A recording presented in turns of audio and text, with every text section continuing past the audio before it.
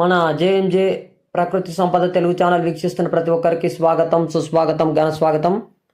అందరూ కూడా మన యొక్క ఛానల్ని లైక్ చేయండి, సబ్స్క్రైబ్ చేయండి, 10 మందికి తెలిసే విధంగా షేర్ చేస్తారని నేను కోరుకుంటున్నాను.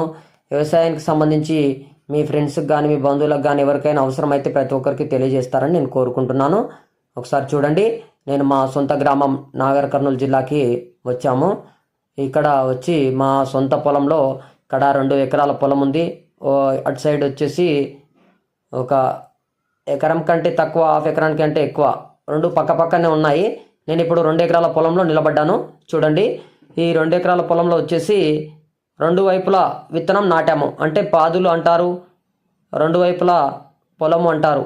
ఆ నల్లగా కనబడుతుందా, అక్కడి నుంచి ఇక్కడ వరకు ఒక 2 ఎకరాల పొలం అనమాట ఇది.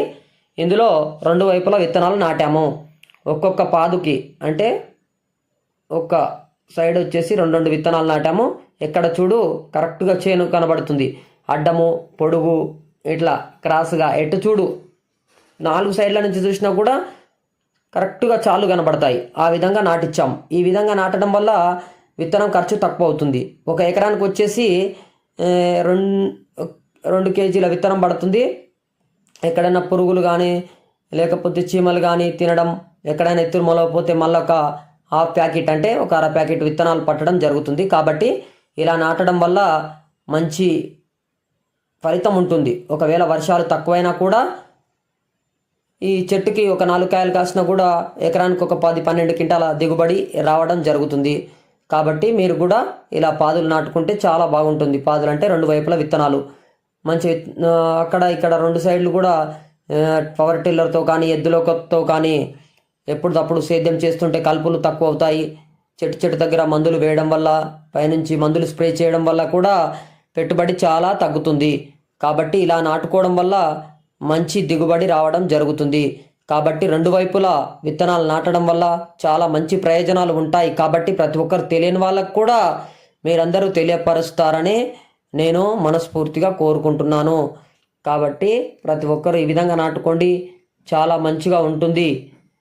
నేను ఒకటే చెప్తున్నాను అందరికీ, వర్షాలు తక్కువైనా ఎలాంటి సమస్యలు వచ్చినా కూడా 2 వైపుల చేను బాగుంటుంది.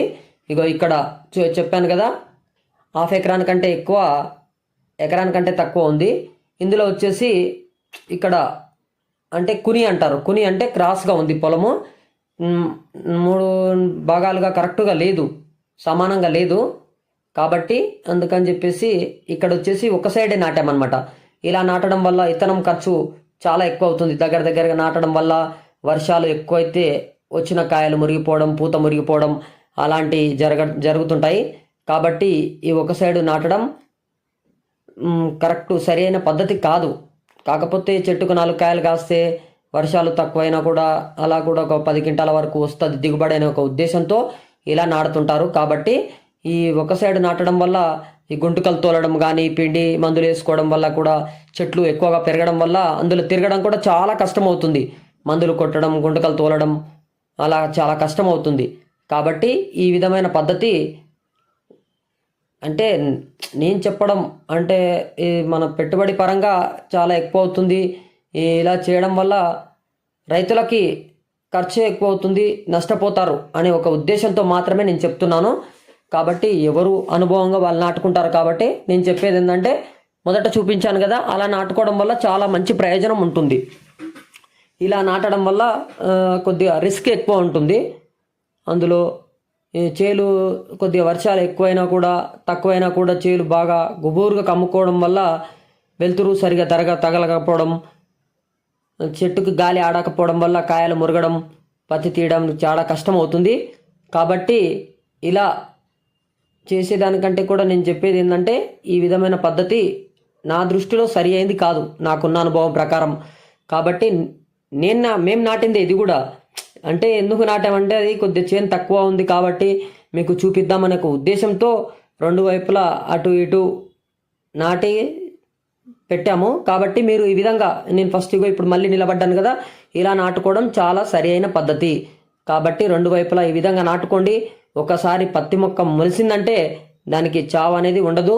ఒక వర్షాలు తక్కువ ఎక్కువ అయినా కూడా ఈ విధంగా రెండు దిక్కుల అంటే రెండు సైడ్లు రెండు వైపుల పాదులు నాటుకోవడం వల్ల చాలా ఉత్తమంగా ఉంటుంది. మీకు తెలిసిన వారికి ఎవరికైనా ఉన్నట్లయితే అందరికీ కూడా తెలియచెప్పండి. ఈ విధంగా నాటుకోండి. వ్యవసాయ పనులు ఈ విధంగా చేయడం వల్ల కూడా చాలా బాగుంటుంది. విత్తనం ఖర్చు తక్కువ అవుతుంది, మంచి దిగుబడి వస్తుంది, చెట్టుకు కూడా బలంగా ఉంటుంది. చెట్టు మంచిగా ఏపుగా పెరగడం వల్ల మంచి లాభాలు ఉంటాయి అనే ఒక తెలిసిన వాళ్ళకి చెప్పండి. మీరందరూ చెప్పి 10 మందికి తెలిసే విధంగా చేస్తే ఇది విధంగా బాగుంటుంది. కాబట్టి ఇలా చేయడం వల్ల కూలీల కొరత తగ్గుతుంది, మందుల ఖర్చు తగ్గుతుంది. కాబట్టి ప్రతి ఒక్కరు కూడా గమనించండి.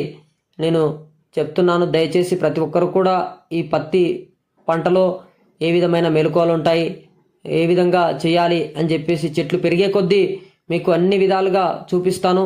ఈ రోహిణ్ కార్తె చివరిలో ఈ పంట నాటాము. రోహిణ్ కార్తె వెళ్ళిపోయి మృగశిర కార్తె వస్తుంది అనగా, మృగశిర కార్తె అంటే చాలా బలమైన కార్తె.